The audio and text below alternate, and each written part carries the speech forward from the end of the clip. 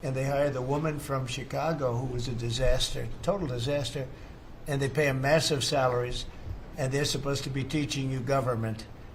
That's not Harvard. That's not Harvard the way it used to be. So, do you have anything to say about that? The dollars you're holding back from quite a few universities that were not behaving. Yeah, and the other, there's some Princeton, Cornell, others that are coming in, and actually getting calls now from the presidents of the universities who really do want to come in and sit down and have discussions. And so we're investigating them, but in the meantime, we're holding back the grant and the fund money. Okay. Great job. Thank you. Very thankful for the House voting for the President's budget resolution along with the Senate bill. Made a ton of progress this week in working with members to ensure that a desire for flexibility in the Senate was not misconstrued as a desire not to slow and do spending reforms. And so we're very thankful for that. And now we can get after writing that bill, getting the President as big a package of his agenda to his desk. So very good week. Good. That's right. We just got the House vote, and now we're well on our way to getting, as we call it, the great big beautiful bill. It's a beauty. There's never been a bill like this one. We're trying to get it all into one beautiful bill. It's tax cuts, regulation cuts, and many other things. The border, a lot of money for the border. Where you're doing a fantastic job. So, but we just got a report that we, as you know, you knew before us. Were you surprised we got the vote? Got the vote, and we're happy to get the vote. So, I think we're going to be in very good shape. Okay, please.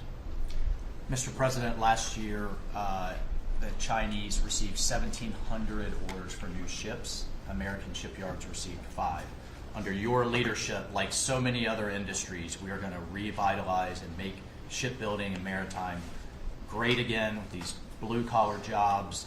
These are the cranes, the ports, opportunity zones, and drive that investment back in. And we have, under that executive order, and also one to streamline foreign military sales for people that want to buy our equipment, and of course acquisition reform, all just this week under your leadership, Mr. President.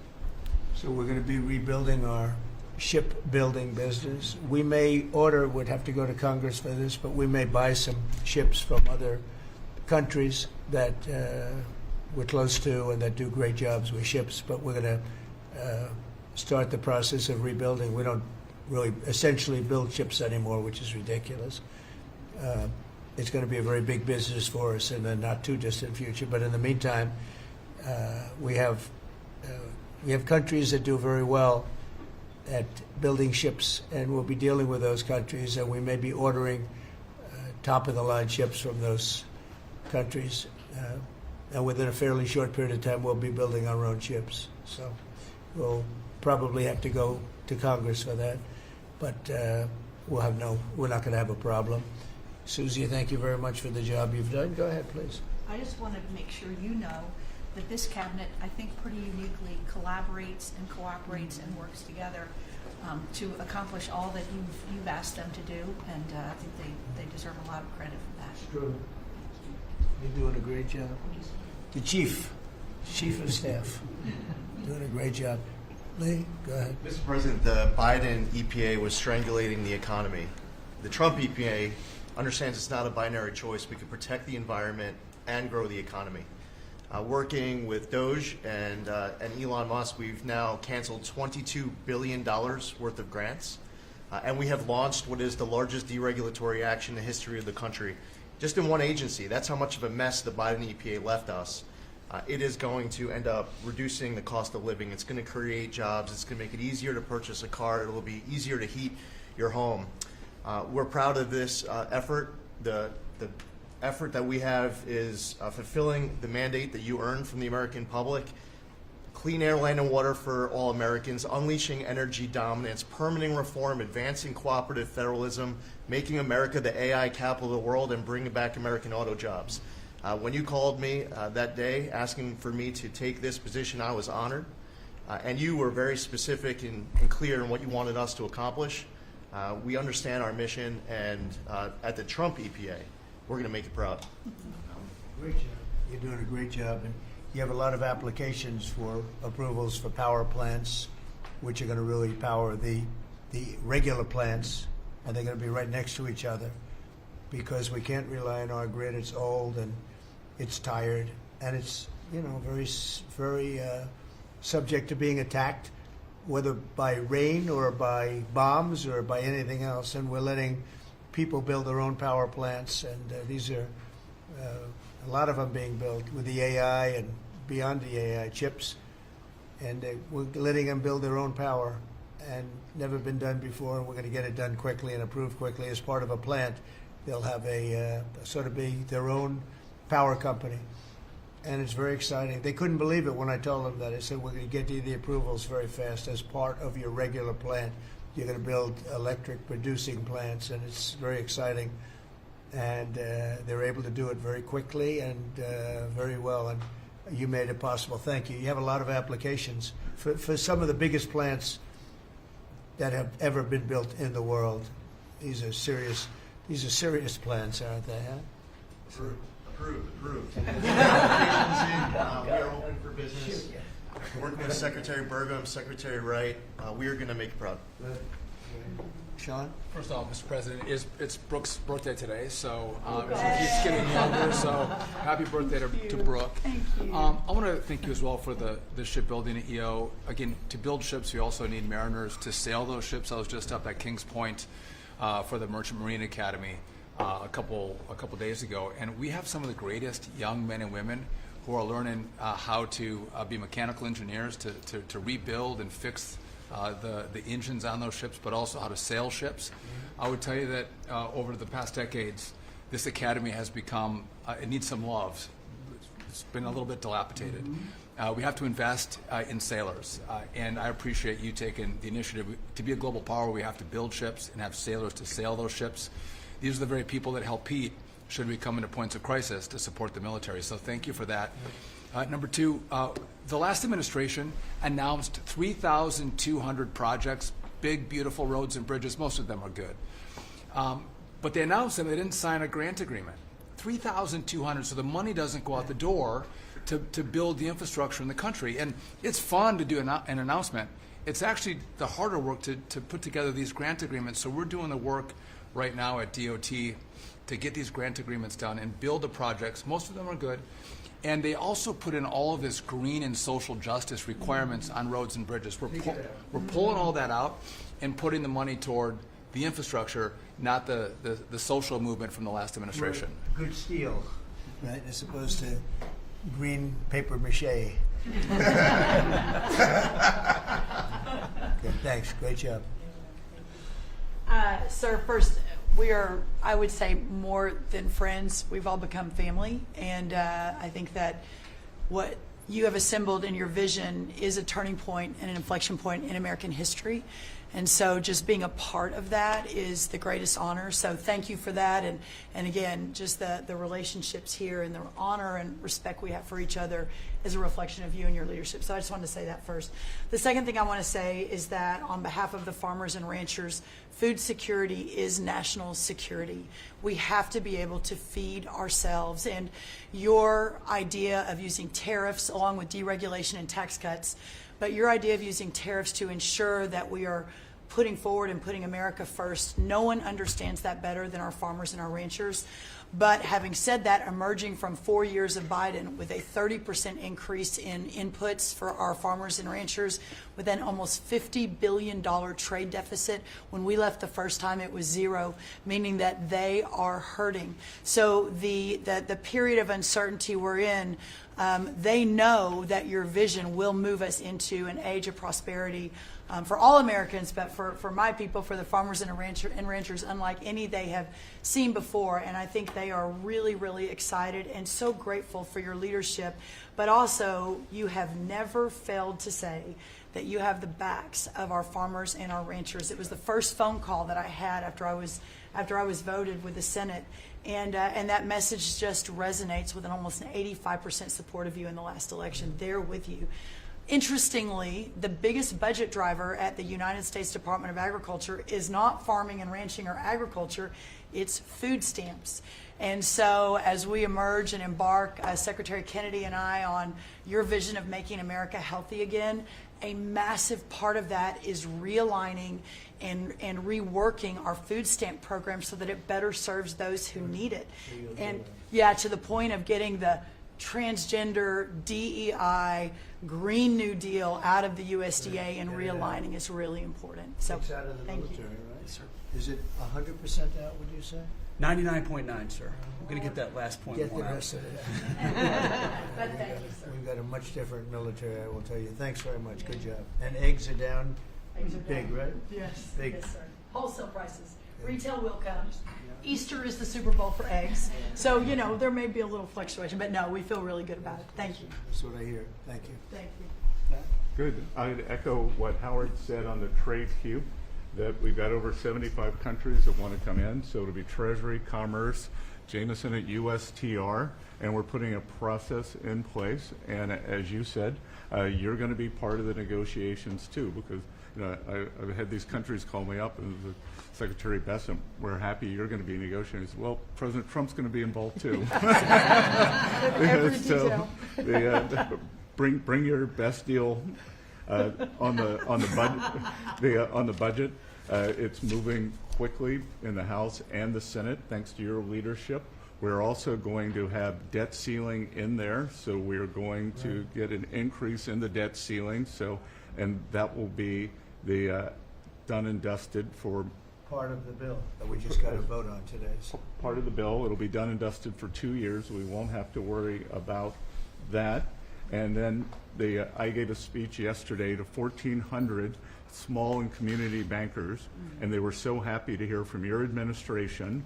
And I told them Wall Street's done great for the past 4 years, 10 years, 20 years. It can continue doing great, but it's Main Street's turn now, and it's those small bankers through deregulation, through emphasis on Main Street, your Main Street agenda, bringing back jobs, that is going to power the smaller communities. And then finally, the bond auction went very well yesterday. We had a lot of foreigners show up as the support, showing that the U.S. is still the best place to invest. The inflation report, as you said, was quite good. And energy prices are down more than 20% since January 20th. Amazing. great. Very good. Good numbers. Great number. Thank you. Ma'am? President, we've had some great wins in the last few days. That you were overwhelmingly elected by the biggest majority. The U.S. Americans want you to be president because of your agenda, and the courts are ruling that you have the authority to determine how the money of this country will be spent. That's what the American citizens wanted, and that's what they're getting. An example of that Friday was the Department of Education, that you can determine how the money will be spent. No more DEI. And that impacts every agency across the board. On the civil side again, NLRB, we had a big win in the Supreme Court there. OPM, a big win there. But also 16,000 workers there. But also on the criminal side, the Alien Enemies Act, we are winning there. And your directive to me was to keep America safe, and that's what we're doing. Whether it's the alien enemies, all of these gangs, and they are enemies of our country. They are terrorists, they are organized crime, they have come here, they are extremely organized, they are spread throughout our country, and they are creating terror. And no more under your directive. And that has stopped. Yesterday in South Florida, we charged 11 defendants with $500 million of pure cocaine coming into our country to kill our kids. They were caught. They will be prosecuted to the fullest extent of the law. These gang members are going back to where they came, or they're going to an El Salvador prison at your directive. And you also gave us a directive to prosecute the people who are going after Tesla to the fullest extent of the law. Some of the greatest police work I've seen. We've made 4 arrests. There will be no negotiations at your directive. They're all looking at 20 years in prison, and within the next 24 hours, you're going to be seeing another huge arrest on a Tesla dealership, President. And that person will be looking at least 20 years in prison with no negotiations. That's great. That's great. That will stop it. Cold. Domestic terrorism. Thanks. Doing a great job, too. Thank you very much. Lori, please. Mr. President, accountability matters. That's what we're recognizing. With our partners at the Department of Labor for Government Efficiency, just a few weeks ago, we realized there's about $4.4 billion in COVID funds that were not used, that the state coffers were just holding on to. Out of that, we've returned $1.4 billion back to the state treasury, so essentially to the American people, and we'll go back and claw the rest of those billions of dollars back. And on the heels of that, late last night, we're understanding unemployment insurance fraud. That trust needs to be whole for the American people. When we need it for who deserves it. That's not what we're seeing. And the numbers that we saw last night, again, exposed by our partners at DOJ, at the Department of Labor.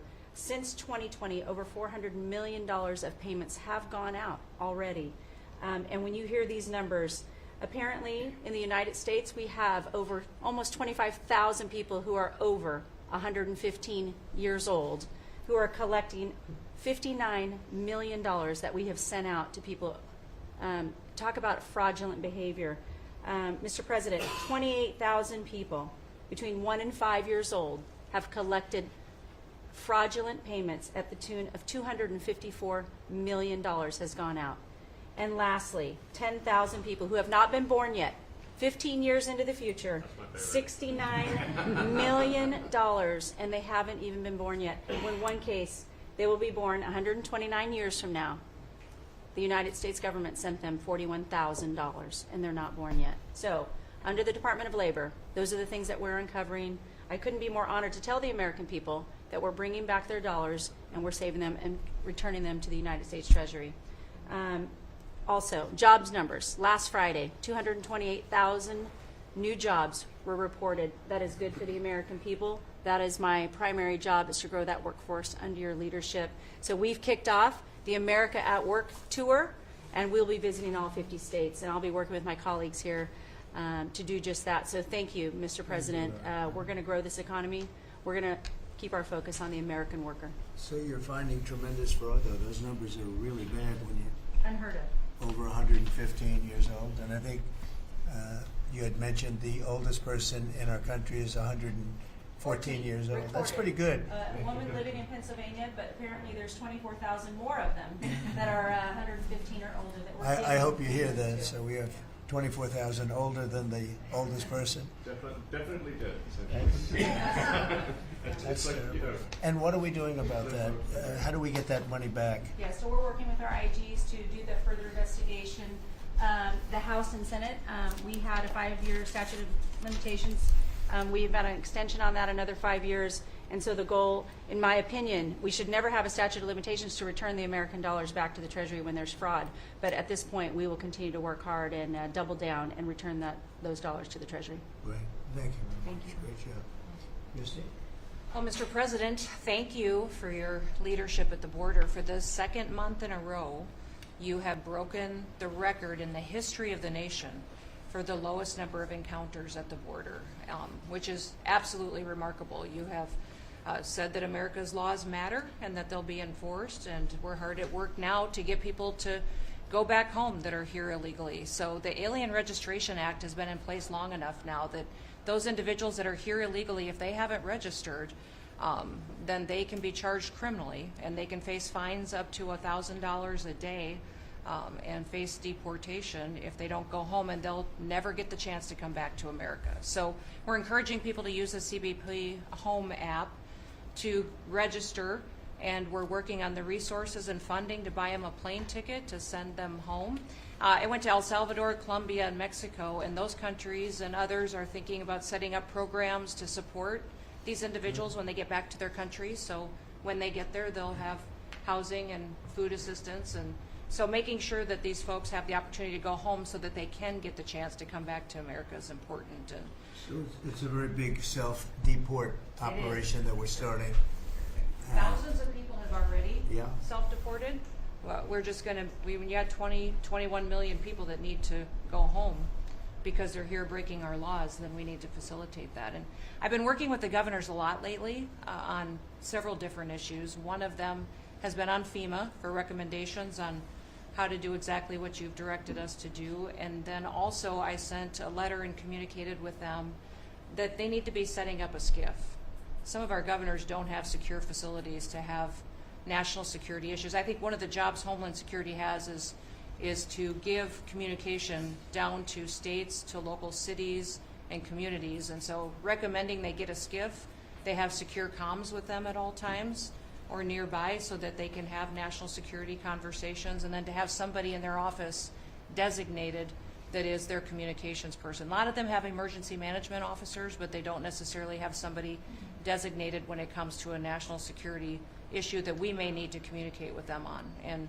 I think American people need to know that Real ID will be required to travel on May 7th. So those governors have been notified to communicate that at home. We don't want anybody to get delayed and not be able to travel when they get to an airport. And this will also help us bring integrity back to all of our IDs and how they're used for issuing driver's licenses. And governors know how I feel about making sure their driver's licensing system has integrity, because a lot of people use their driver's license to vote.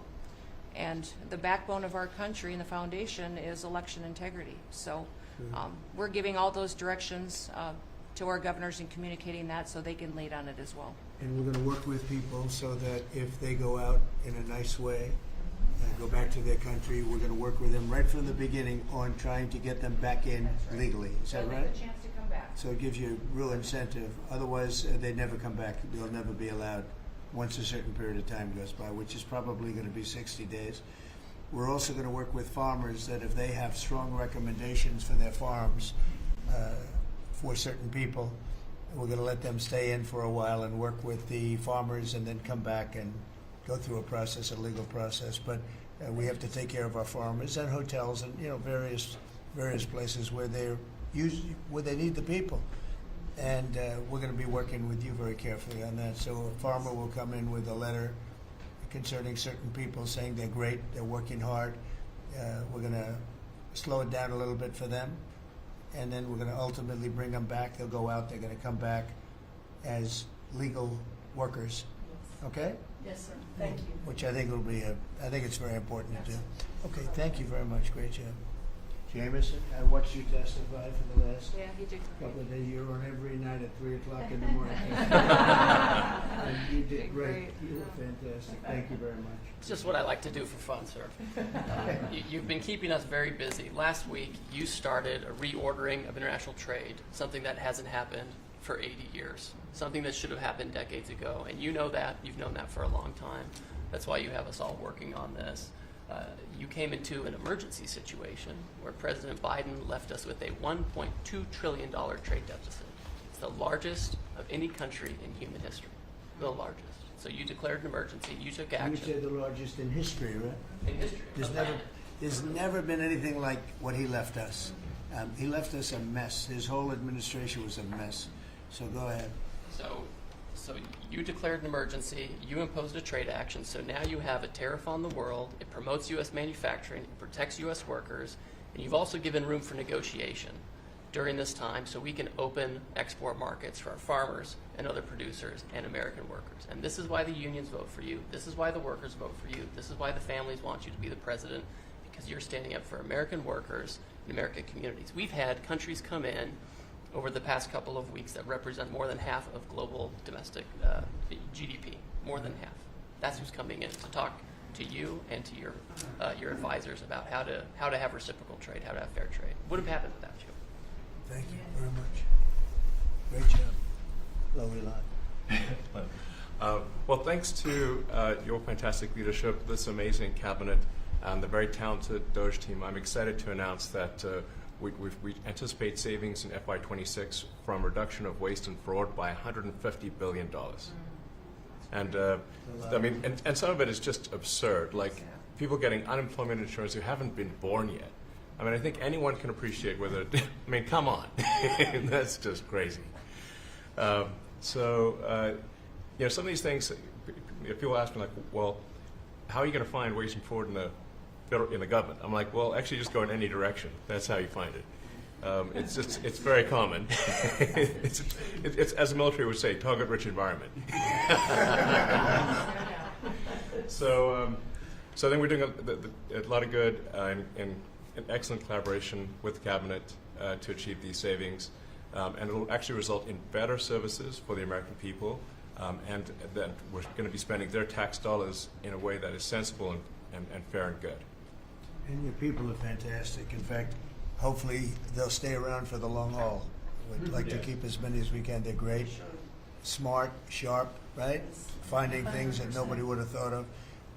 Very computer savvy. Yes. We're working hard to get the Trump Gold Card operational, hopefully in the next week or so. That'll be very exciting. It's Really exciting. That's a pathway to citizenship Yeah. into the United States. I think it's a big deal. Yep, it's a big deal. Thank you very much. Great job you're doing. Thank you, sir. Thanks to your leadership and setting the mandate of transparency and accountability across the U.S. government, I'm bringing that transparency and accountability to the intelligence community, first and foremost to make sure that you and your cabinet have that real-time, relevant, apolitical, objective intelligence to best inform whether it's negotiations for peace, negotiations around tariffs, the great work that you are leading around the cabinet today. Secondly, working with Department of Homeland Security and the FBI to increase our information sharing to achieve your goal of countering the narcotic trafficking and our ability to go after cartels now designated as foreign terrorists. I met with the National Sheriff's Association this week, being able to work to make sure that the information that they are getting on the ground, that local law enforcement is getting on the ground, is being fed back up through to our National Counterterrorism Center, and that we have all of the federal agencies, state and local law enforcement, all on the same page as we are working to make our country safe again. And lastly, sir, as you know, declassification and rooting out weaponization, politicization of the intelligence community is a huge priority. You know more than anyone else the very dangerous and negative consequences of that. I've got a long list of things that we're investigating. We have the best of the best going after this. Election integrity being one of them.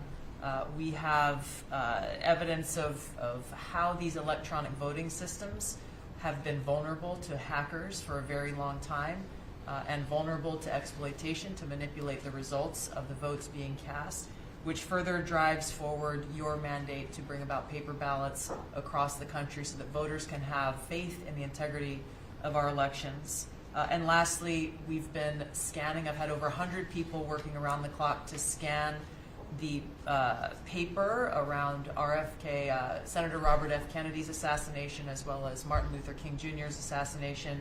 These have been sitting in boxes in storage for decades. They have never been scanned or seen before.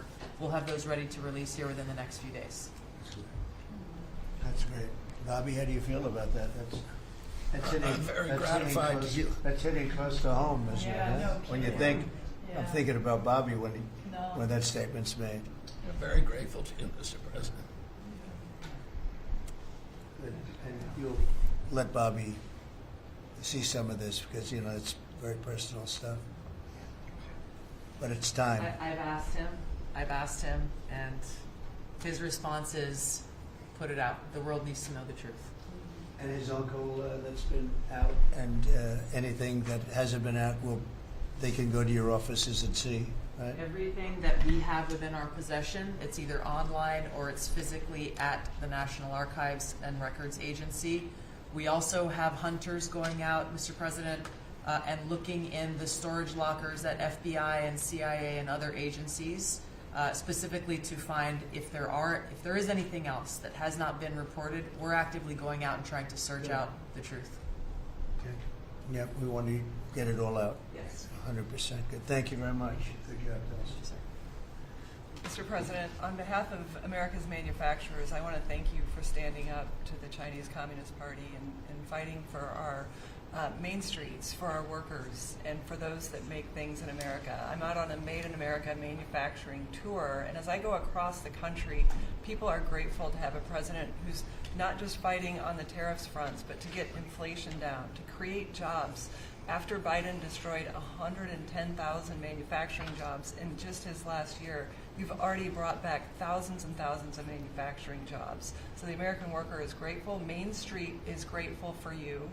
And at the agency level, we're making sure that manufacturers have access to the capital they need, but we can't do that if we're not fighting fraud. So we've modified our loan applications to have citizenship verification, to make sure we have birth dates, common sense principles around lending that the Biden administration had waived. They waived $450 million of fees in 1 year. We're restoring that for the American taxpayer. And the American taxpayer, as tax day approaches, April 15th, they need to know that this cabinet, this administration, and thank you Elon Musk and Doge for fighting for the American taxpayer to make sure that their hard-earned dollars are well spent, that they have a return on investment for this country, and that we're fighting for them just as you are every single day. So thank you, Mr. President. Thank you very much.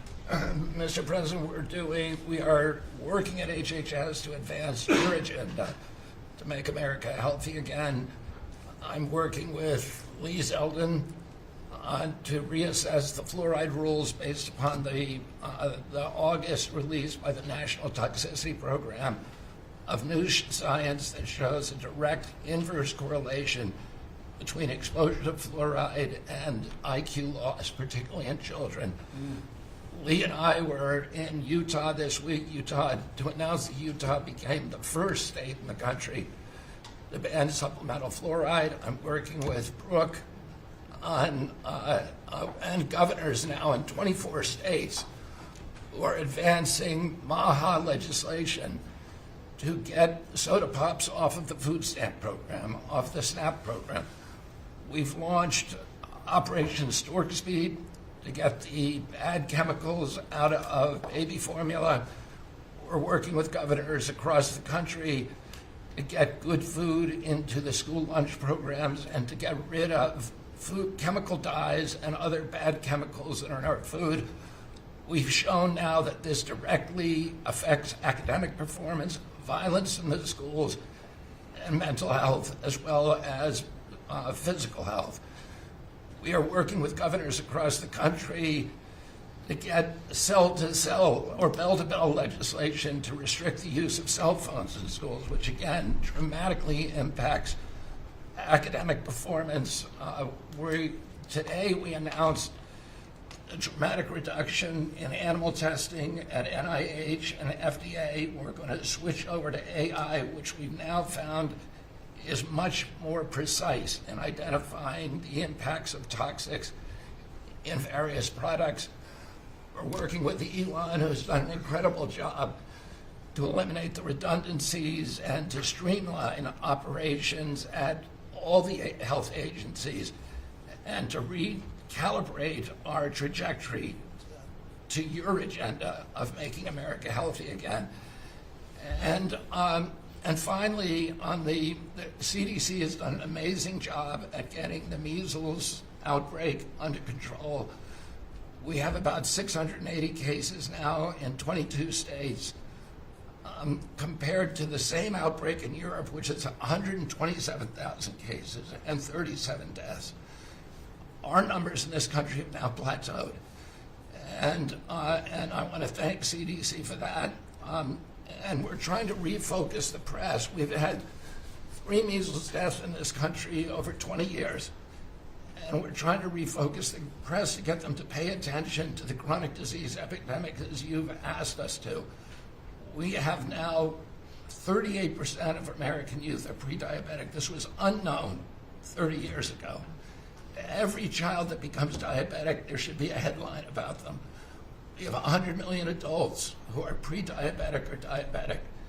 And we have, we have now, the autism rates have gone from now, most recent numbers we think are going to be about 1 in 31, 1 in 12, so they're going up again from 1 in 10,000 when I was a kid. And we are going, at your direction, we are going to know by September. We've launched a massive testing and research effort that's going to involve hundreds of scientists from around the world. By September, we will know what has caused the autism epidemic, and we'll be able to eliminate those exposures. So big. Think of that. So it was 1 in 10,000 children had autism, and now it's 1 in 31. Not 31,000, 31. That's a horrible statistic, isn't it? And there's got to be something artificial out there that's doing this. So you think you're going to have a pretty good idea, huh? We will know by September. There will be no bigger news conference than that. So that's it. If you can come up with that answer where you stop taking something, you stop eating something, or maybe it's a shot, but something's causing it. It can't be from 10,000 to. Can you imagine that, Marco?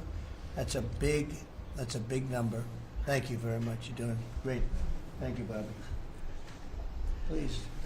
Well, Mr. President, one of your primary administration goals is to make sure that we unleash American energy, and of course the strategy behind that is when we do that, it helps make it more affordable for all Americans. Energy isn't just industry, it is the foundation of every other industry, whether it's food, manufacturing, clothing, transportation.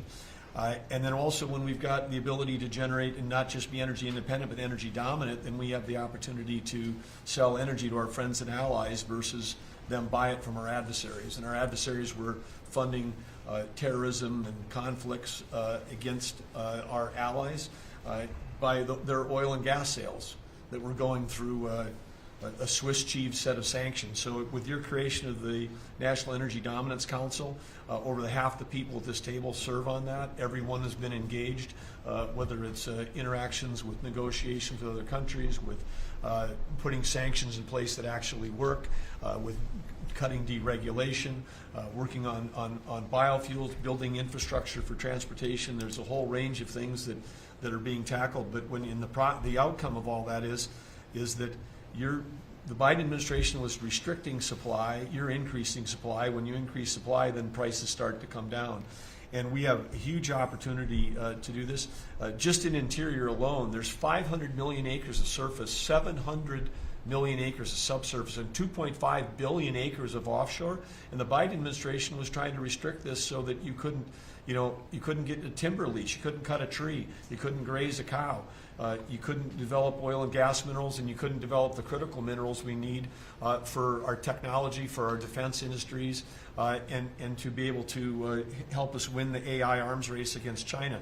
So we're opening up this, and with your executive orders and your work, we've on Tuesday, historic day, you ended the war on beautiful clean coal, which has been going on since Obama took office. China gets 60% of their electricity from coal.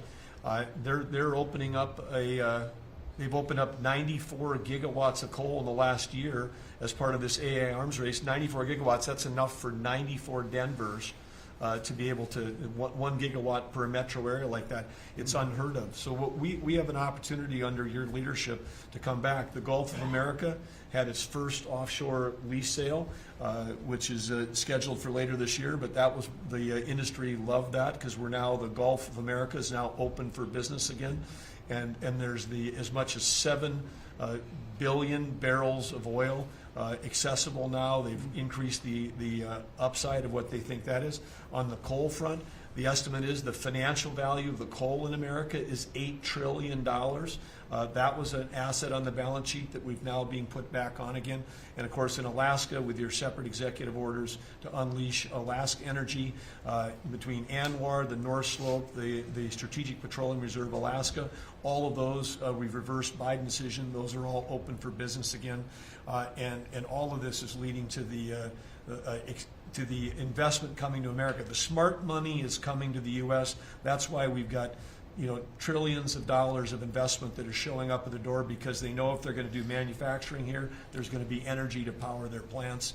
And so, again, thank you for your leadership, and thank you for everything you're doing. Very good. Thank you. Marco? Well, Mr. President, one of the most important things I believe you'll achieve in your presidency is reordering the world in a proper way. For 31 years, more than 31 years now, multiple administrations have allowed the Chinese to deindustrialize this country, to take away jobs and factories and the pillars of our national strength.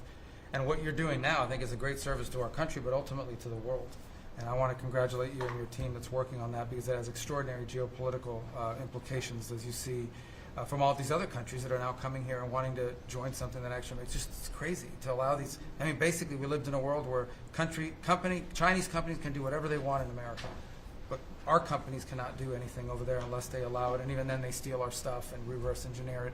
So just reordering all of that has dramatic implications on peace and security of the world, so we thank you. An important meeting, thanks to you, is going to happen on Saturday for the first time in a long time. There'll be direct talks between Ambassador Woodcock and a top-level leader in Iran. We hope that'll lead to peace. You've been very clear what Iran is never going to have is a nuclear weapon, and I think that's what led to this meeting, and we'll wait for him to come back from it, and we're hopeful about that. I would also say that we are receiving, and I think the Department of Homeland Security can confirm this, historic cooperation from countries all over the world. Number one, in taking back their citizens. Every country in the world has to take back people that are illegally in another country. And we have countries that refuse to do it or will kind of ignore our calls. All of them are doing it. The ones that are not are paying a price. And we've also found cooperation in other countries that are willing to take some of these people, some very dangerous criminals. I know the president of El Salvador will be here next week, has really been a good friend of the United States in that regard. These are some of the worst people you'll ever encounter. And Pam knows this, and Christy knows this from the work they're doing. And one last point I want to make, Mr. President, and again, it's under your leadership, it's actually under your executive order. If you come to this country as a student, we expect you to go to class and study and get a degree. If you come here to vandalize a library, take over a campus, and do all kinds of crazy things, we're going to get rid of these people, and we're going to continue to do it. So when we identify lunatics like these, we take away their student visa. No one's entitled to a student visa. The press covers student visas like there's some sort of birthright. No, a student visa is like me inviting you into my home. If you come into my home and put all kinds of crap on my couch, I'm going to kick you out of my house. And so, that's what we're doing with our country, thanks to the president. And last but not least, very important development this week, but both Pam and I were very excited. The finest higher education institution in the United States, University of Florida, is also now the national champions in basketball, and we hope you'll host them here soon, Mr. President. Go Gators. They're coming. Good for the SEC. They're coming, guys. Congratulations. Well, thank you very much. You're really doing a great job. We appreciate it. Any question? Mr. President, can you give us a reaction to today's stock market drop, and also give us a sense of the next steps with China? Well, I haven't seen it because I've been here for 2.5 hours, so I'll be seeing it. I think Scott went out. Scott, you want to have a statement on that? Sure. Look, the up 2, down 1 is not a bad ratio, or up 10, down 5.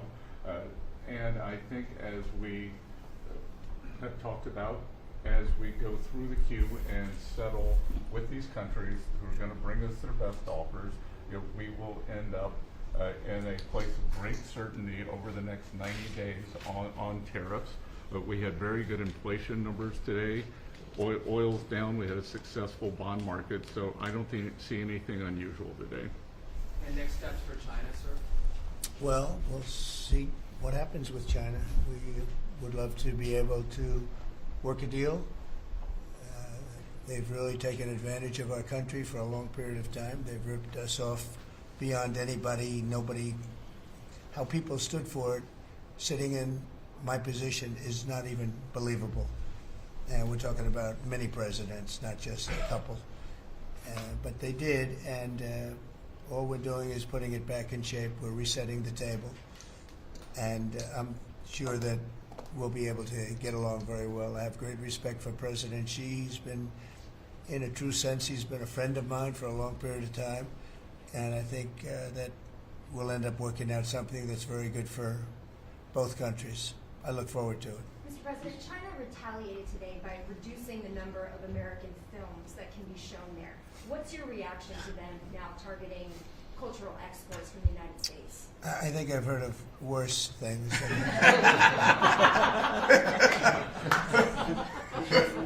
Yes, please.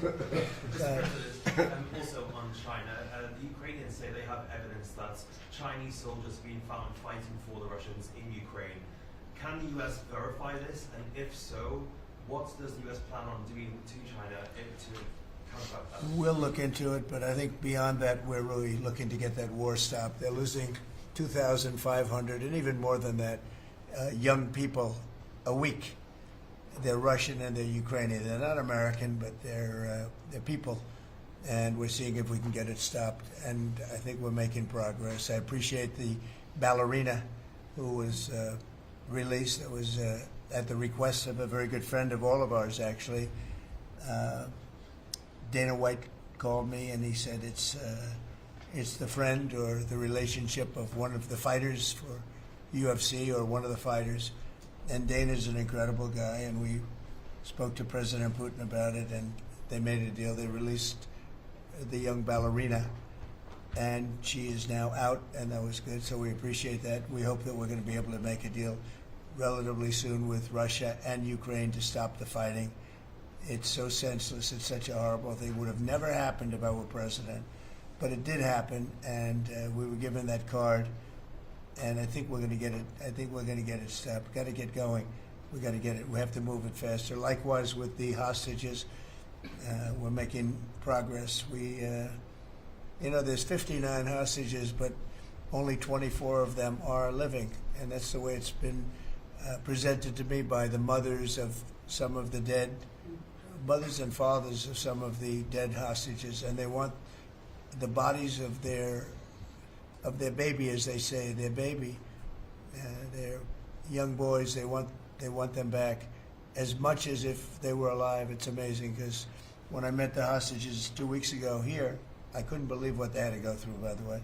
But when I met them, they said, yeah, there's 59, but 24 are living.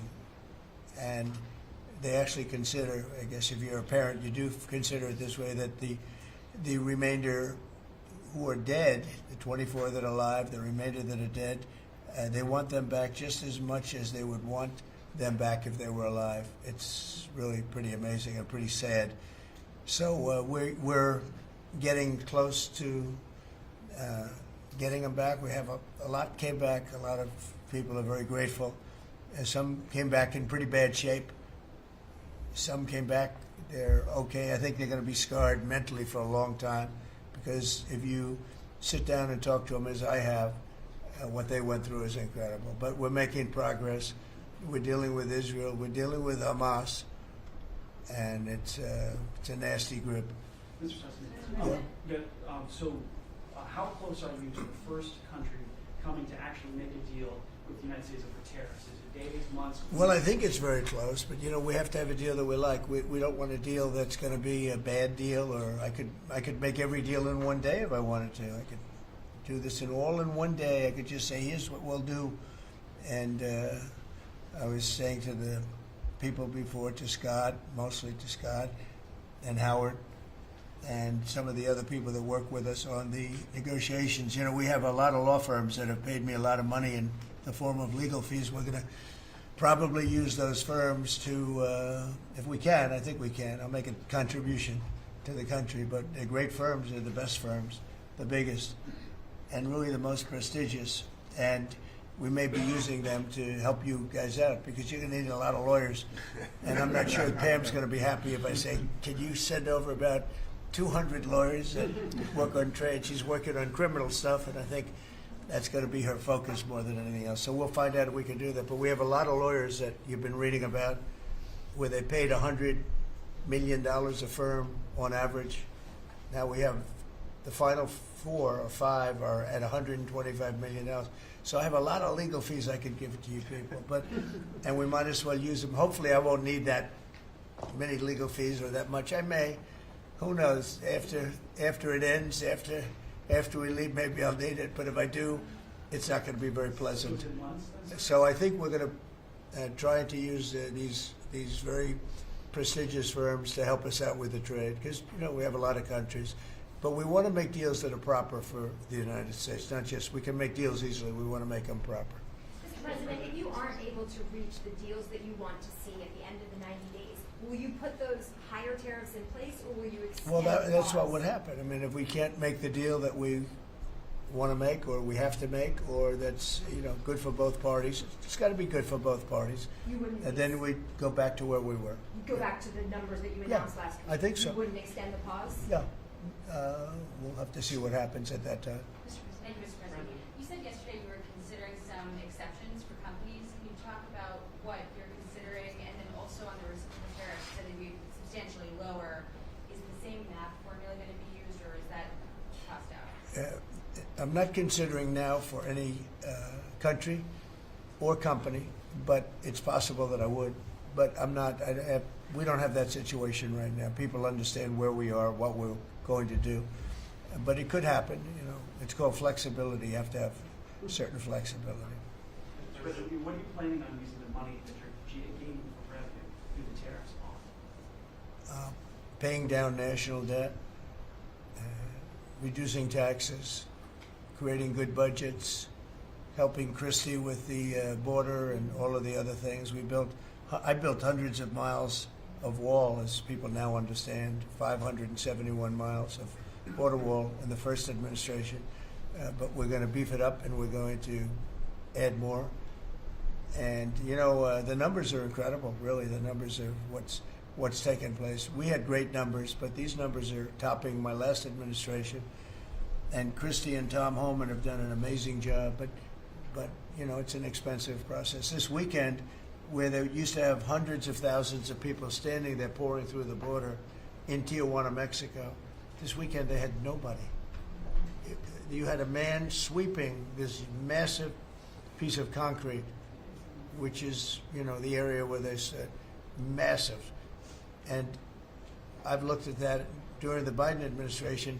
You couldn't see a piece of that concrete. There were so many people on it. You couldn't, if you had helicopter shots, you couldn't see concrete. Now, this weekend, you had nobody there but a man with a broom sweeping it and cleaning it up. Pretty amazing. It's really an amazing job. But it will be used for that. It'll be used for a lot of things. It'll be used by the Department of Justice for doing a great job. Pam is doing a fantastic job. So it's going to be used for a lot of different things. Mr. President, on the 10% tariff, is that a basement? Is that the It's a floor? baseline. Can countries negotiate that to bring that It depends down? on what they're adding. Some countries we have massive deficits with, or they have big surpluses with us, and others it's not that way. So it depends. That's why it's really they're all different. Every country is different. Some have certain advantages that others don't have, and certain things. We have China has a surplus of $1 trillion. I mean, the numbers are crazy, and others have basically no surpluses. We have some that are pretty even, but they hurt us in other ways, and we just want to get that taken care of. So everyone is a little bit different. So are you negotiating with the EU as one bloc or individual nations for the tariffs? We're looking at it as one block. They've been very tough, but they were very smart. They were ready to announce retaliation, and then they heard about what we did with respect to China and others, but China, and they said, we're going to hold back a little bit. They decided to hold back. I thought they were very smart. Look, the EU is very smart, but they really have taken advantage of the United States. They were formed for the purpose of taking advantage of the United States, and I don't blame them, and I don't blame China. I don't blame anybody. I blame the people that were sitting at that desk in that other beautiful Oval Office for allowing it to happen. Many presidents I blame. They should have never allowed it to happen. And I'm doing something that a lot of them wouldn't want to do. But I'm here, I do those things, and we're going to make this country great again. We were taken advantage of by almost everybody. I sat back in the last administration. I would actually read them. I don't have to read them now. I know them so well. I would read some of these documents that were signed, deals, and I said, who would do a deal like this? Who would do it? You've seen it, Elon. Yeah. I'd look at deals where it's so one-sided. Even we have a deal with Japan, and we get along great with Japan, and we had the Prime Minister here. He was fantastic. As you know, Abe was great. Shinzo was great. He was a good friend of mine, unfortunately no longer with us. But we defend them, but they don't have to defend us. I said, that doesn't sound too good. But we have a deal, a defense deal. We pay hundreds of billions of dollars to defend them. But if for any reason, in other words, we pay all the money. They don't pay anything. But if we're ever attacked, they don't have to do a thing to protect us. I said, oh, that sounds like a wonderful deal. So that's just one out of thousands. And I just wonder who did this. And it's people that either hate our country or didn't care, an expression that you use. I think it's really a lot of them didn't care.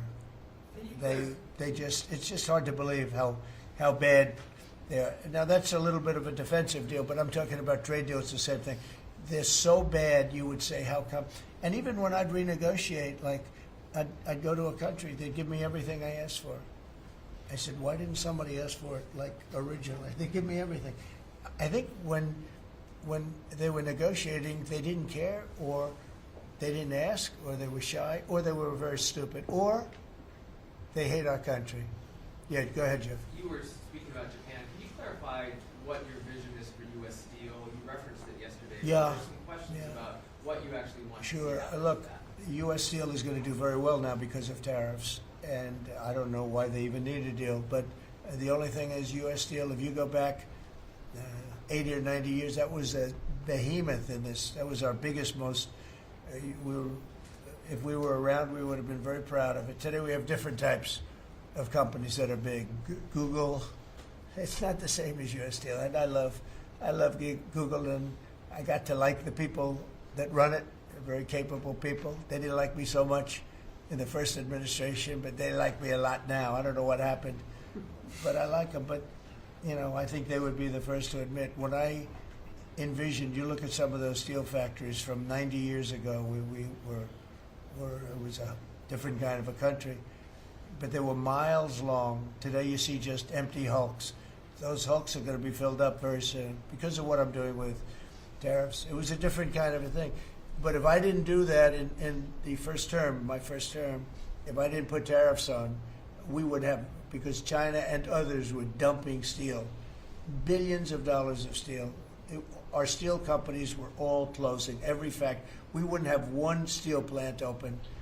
And now we have a steel industry that's doing very well, but soon it's going to be thriving, really thriving. And those factories are going to be filled up, but more importantly, they're going to build brand new ones. Nucor and so many other companies call me, Nucor being a big steel company. They're building massive new steel plants, and it's great. And likewise, car companies. We have many, many car companies. 3 of them, I'm not looking to hurt Mexico, and I like Mexico. And by the way, I think the new president is a terrific person, a fantastic woman. We've had many conversations. She's a very elegant, just a fantastic person. And she's been very nice, very, very nice. But I'm not looking to hurt them. But we have 3 car plants that were under construction in Mexico. They stopped constructing, and now they're going to build in the United States because of tariffs. See, we should have never let this happen, because whoever it was that was president at the time, we lost 90,000 plants and factories since NAFTA. 90,000. It's not believable. How about that, Laura? You're in that sort of world of factories and Build back plants. manufacturing, construction jobs, bring those workers back home. That's right. We're going to bring them all back. But think of it, from that period of time, which isn't so long ago, we lost. I said the other day, if you had a map on a big wall like this, and if you had pins, 90,000, I don't know if you'd have enough. I don't think you'd have enough room on the map to put the pins. 90,000 factories that we've lost since NAFTA. And it's not even, and about 6 million jobs, but really, I think probably a lot more than that, but they say 6 million jobs. We're going to bring many of that back. I think we're going to bring more than all of it back. We're going to be better and stronger than ever before. But if a president, when they were leaving, said, look, you can leave, but if you're going to build a factory someplace else, and you think you're going to come and sell your steel or your car or any product that you make, your pharmaceuticals, which we're going to do, we're going to get them all back. But if you think you're going to just, all they had to do is say this, and they wouldn't have left. I said it the other day. I said it with respect to, I made a speech a year ago, and I told them, if I win, we're going to charge a big, big tariff at the border. And people were thinking about building in Mexico a car plant. And I said, we're going to have a big tariff. So if you want to build a car, you're going to have to pay 25% more than the cost of that car. You're going to have to pay 25% tariff at the border. They would have never left. They could have kept everybody. If a president said, if you leave this country, you leave Michigan, you leave Detroit, you leave anybody, any of our states, because to me they're all the same. I love them all. Okay, I love them all, and I probably won them all, but they say I won most of them, but I think I won them all, but that's okay. But all you had to say if you were the president is, if you leave and you think you're going to now fire all those workers, leave all that, everything behind, and you're going to build in another country and sell it any, and no, you're not going to. You're going to pay 50% or 100% tariff. They would have never left. And all you had to say, Marco, all you had to say very simply is, you don't have to write it down. All you have to do is say it verbally. If you leave, you're going to pay 100% tariff. Therefore, don't leave. They would have never left. But they left 90,000 plants. I mean, it's hard to believe that many. It's not, you can't envision it. So just getting back to your, because I'm the great weaver of all time. To weave, you have to be a genius. To go on tangents, anybody can do that. But we'll get back to your original U.S. Steel. U.S. Steel is a big name in this country. Babe Ruth is a big name. We have a lot of big names, but not too many. U.S. Steel is one of the great names in the history of our country. And normally I wouldn't mind so much. I wouldn't be thrilled with it. But to buy for a foreign country, and we love Japan, but for a foreign country to buy that cherished U.S. Steel brand, that's hard for me to do. And maybe somebody else may want it. The company Nippon that's involved with it is a big, powerful company who do a good job.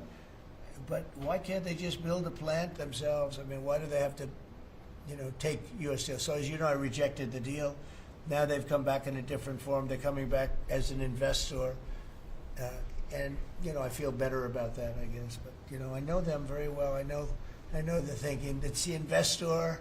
They'll invest, and somebody else maybe is sitting in this chair, and they will no longer have an investment. They'll have the whole thing. That's the way it works. Very smart. They're very, very smart people. We're dealing with very smart people throughout the world. Great geniuses, actually. Look what they've done to our country. And again, I don't blame China. I don't blame anybody. If I could have done it, if I were in that position, I'd have great respect. I have great respect for the people. They ripped off the United States, and all we had to do, have a president that knew what the hell was going on, and none of those countries would have left. Those companies, none of them would have left.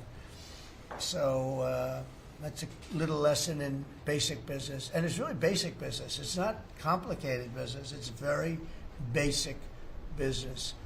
And we'd have every one of those car plants going just the way they were 30 years ago. None of them would have left, but now they're coming back.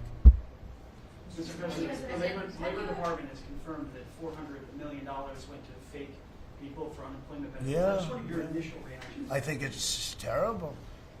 I just heard it from Lori, and I appreciate it, and you heard it from Elon's people, right? That's right. Elon's done a fantastic job. Look, he's sitting here, and I don't care. I don't need Elon for anything other than I happen to like him. But I'm telling you, this guy did a fantastic job. I don't need his car. I actually bought one and they said, "Oh, did you get a bargain?" No. I said, "Give me the top price." I paid a lot of money for that car. But honestly, he makes a great car. You know what I do with it? I let the people in the office drive around in it. Margot and Natalie, they're all Chamberlain. They're all driving around the most beautiful car. It's gorgeous. But I did that as a sign of just a show of support. Numerous people have done that. Just a show of support. Because, he's done a fantastic job, but he hasn't been treated properly. Hasn't been treated properly. Yeah. Mr. President, can you talk to us about your communications with China? Has President Xi reached out at all since the tariff? Well, I don't want to say who's reached out. I just say that I think it's going to work out, hopefully well. Including TikTok? They're very big. It's hard to get over, if you're me, what they've done to our country. They've destroyed our economic base to a large extent. The good news is we're very vibrant, and we're going to get it back fast. We already have. Look, we're making $2 billion a day now, and during Biden, we were losing $3 billion a day. Biden was a disaster. He was the worst president in the history of our country. And to me, worse than that, because the money you can make if you have the right guy in this position. Worse than that was what they did on the border. By allowing the jails of the world, not South America, all over the world, to be opened up so that we take everybody from Africa, Asia, South America, Europe, the bad ones. They opened up their jails and they dumped them in the United States. And now this beautiful young woman who seems to be, boy, she loves what she does, though. I think she loves what she does because she's a patriot. She hates to see it. And Tom and all the people. But for us to spend, hundreds of billions of dollars this is just, I don't know. They either hated the country. Who would do this? Who would want millions of people to pour through an open border? We have no idea who the hell they are. And just walk right through. And half of them, whether you like it or not, you could look at them and you could say, they are not going to help us. These are some rough people. But they'd empty out their jails, and they'd empty out their mental institutions, insane asylums, and they let them into the United States of America. And inflation we can fix, and all of the other things we can fix. We'll get it going. But this is something, it's such a horrible thing, and it's really hard. We have to do deportations. Now we're doing self-deportation. We're coming up with all sorts of ideas. And they must have known it's not going to work out well. And, we want people to come into our country, by the way. We need them badly for the jobs. But we want them to come in legally. They have to come in legally. They have to show that they can love our country. Thank you very much, everybody. Thank you. Thank you very much. The Democrats are making allegations about market manipulation yesterday. Thank you.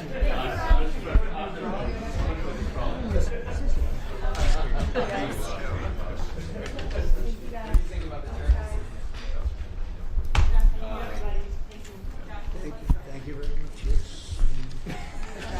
Yeah. Nobody's ever done this, with that press.